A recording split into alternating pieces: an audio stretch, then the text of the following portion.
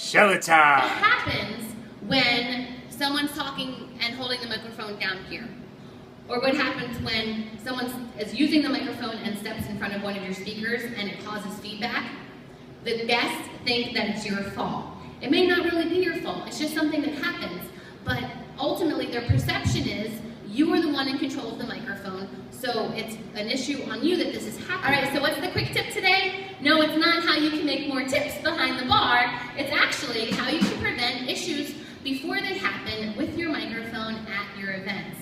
As a beginner DJ, what I didn't realize is that one thing that I can do to prevent any issues happening with my microphone is to educate people who would be using, potential guests that would be using the microphone before they had to make their speech or toast or what have you. And what you'll find, most guests actually really appreciate that. So for example, I have a best man making a toast at a wedding. What I'll do is go up to him and say, hey, have you ever used a microphone before? 95% of the times they say no. So I'll let them know, I want to just let you know, if you're using the microphone, you do not want to hold the microphone down here because the guests will have a hard time hearing what you're saying.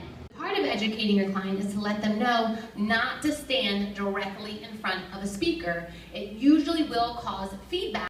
So let the guests know it's better if you go out in the middle of the dance floor or away from our speakers to prevent any feedback.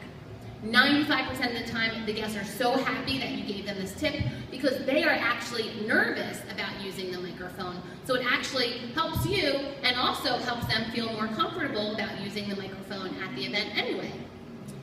So there you have it, DJ Shelly's quick tip on how to educate your clients at an event before they use the microphone to prevent any issues from happening.